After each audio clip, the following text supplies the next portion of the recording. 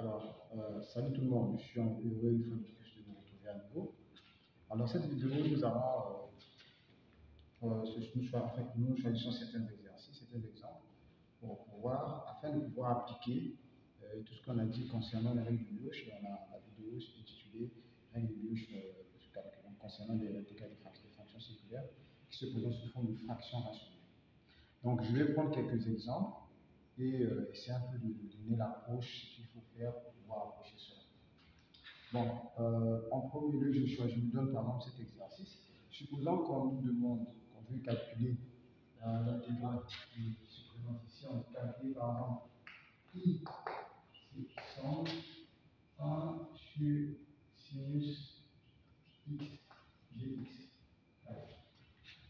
Alors, moi, ce que je fais en premier lieu, c'est que j'identifie, selon tout ce qu'on a dit concernant les règles de Lioche, ici c'est mon f.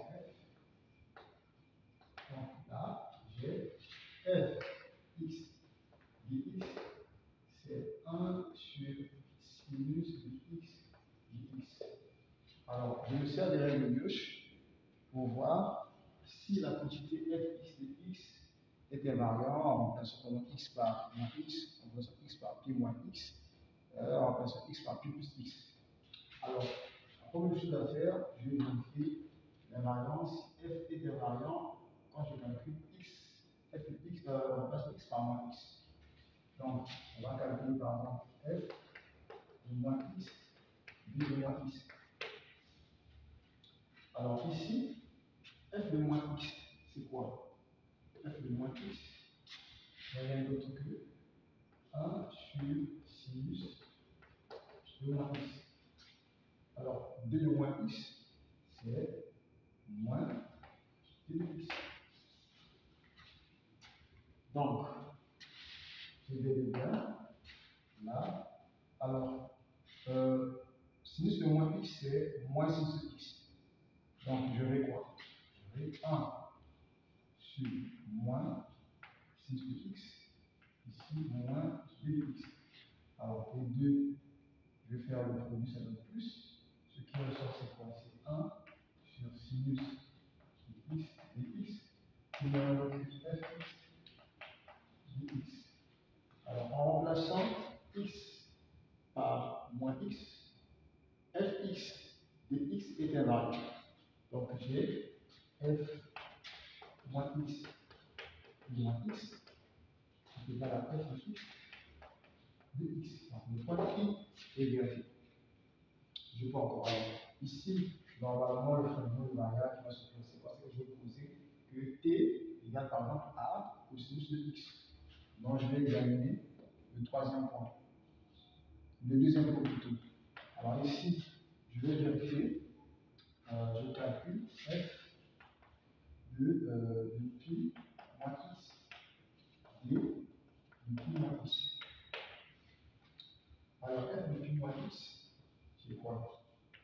1 sur sinus de pi moins x. Alors 2 de pi moins x, ça me donne moins 2 de x. Donc j'ai f pi moins x et pi moins x. Alors ici, ça donne quoi? J'ai 1 sinus de pi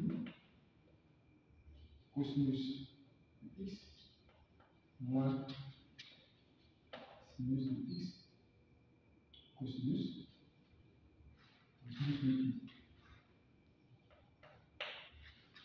Sinus de x cosinus de pi moins sinus de pi cosinus de x moins sinus de x cosinus de pi.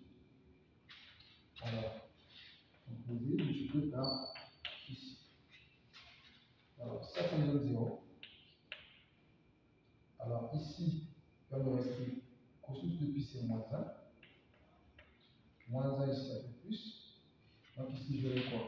J'aurai 1 sur, donc, et le moins qui est là, moins 1 sur sinus x dx.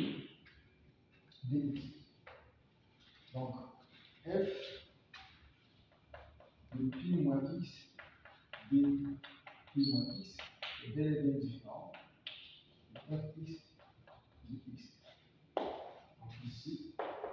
f n'est pas invariant lorsque je remplace x par pi moins x. Alors je passe au troisième point. I. Donc je vais remplacer, je vais calculer f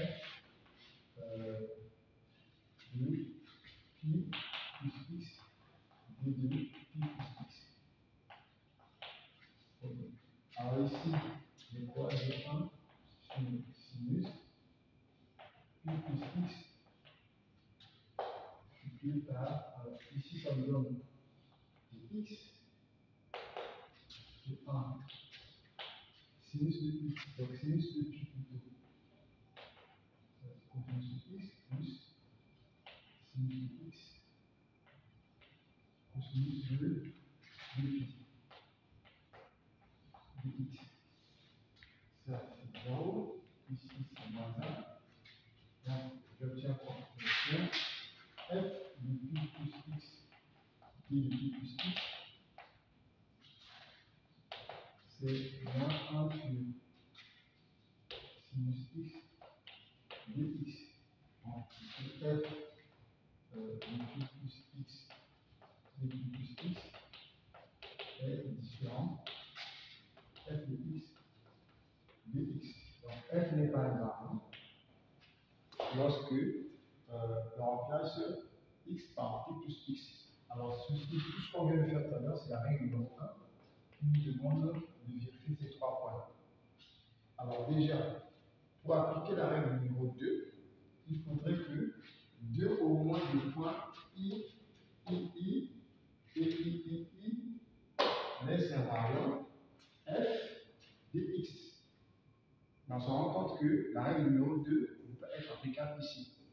Donc, là maintenant on a l'option, on peut faire maintenant le choix, soit d'appliquer directement la règle 1 concernant le point i, donc en prenant directement le point i, ou bien on se sert de la règle numéro 3 qui dit que dans tous les cas, on peut poser par exemple que t égale à sinus de tangente de x sur 2. Donc, l'ordre de priorité déjà dans l'utilisation, d'abord, on se sert de la règle numéro 2, et ensuite on passe par, si possible, la règle numéro 1, et regarder la règle numéro 3.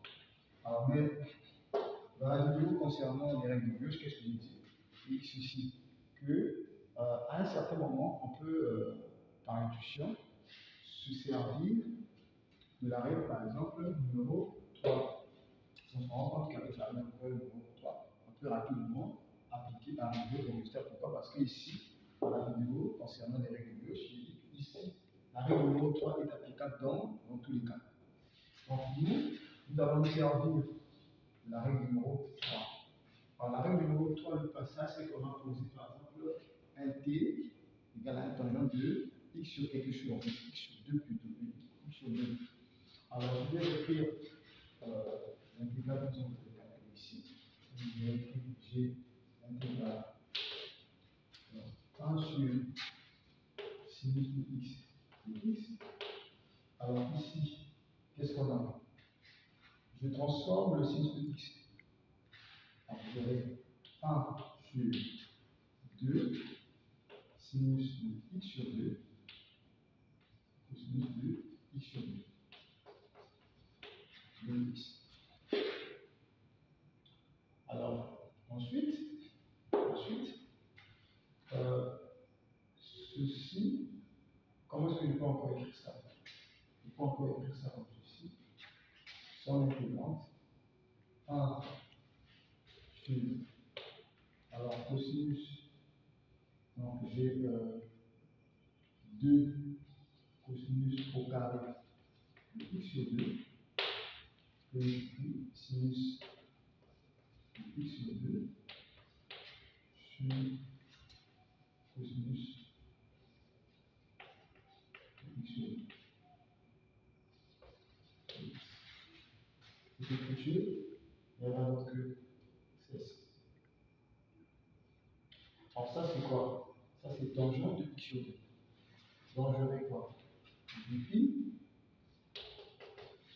ça me dit 1 sur 2 cosinus au carré de x sur 2, tangente de x sur 2.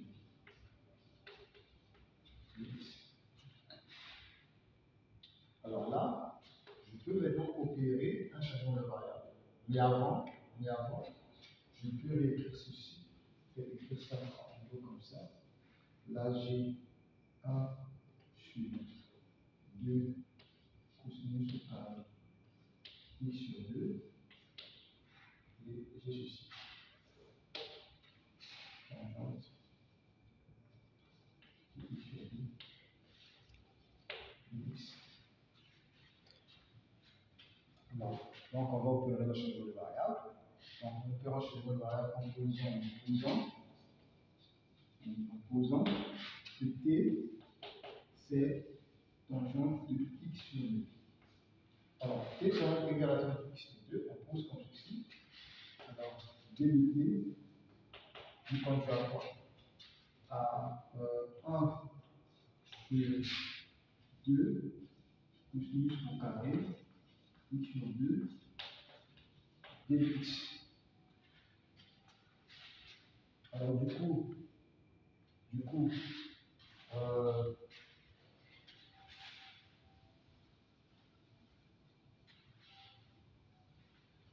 quand on égale à son carré, on multiplie devient quoi? Alors, ici,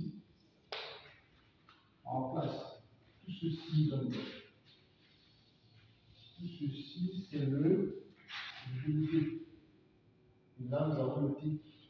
Donc, on a ddt. Donc, c'est une forme classique qui convient encore à ln. On va finir. Si on revient à la variable posée, or, t, on va poser que c'est tangente de x sur 2. Du coup, notre résultat de i est égal à l'intégrale, son intégrale 1 sur sinus de x de x en demi, ln, alors on dit tangente de x sur 2 plus une constante. Alors, pardon, c'est ce qu'on peut dire concernant comment est-ce qu'on peut appliquer ceci après des règles de gauche dans certains exercices. Donc ça c'est la vidéo 1, utilisation des règles de gauche pour la résolution bien pour le calcul intégral des fonctions circulaires qui se présentent sous forme de fractions rationnelles. Donc ça c'est la vidéo 1. Donc, il y aura aussi la suite, c'est-à-dire la vidéo 2, la vidéo 3, si possible, la vidéo 4, ainsi de suite. Alors, je vous remercie d'avoir suivi cette vidéo. Et n'oubliez pas, si vous avez aimé, de mettre un pouce, et d'actionner la cloche de notification. Donc, à bientôt. Merci.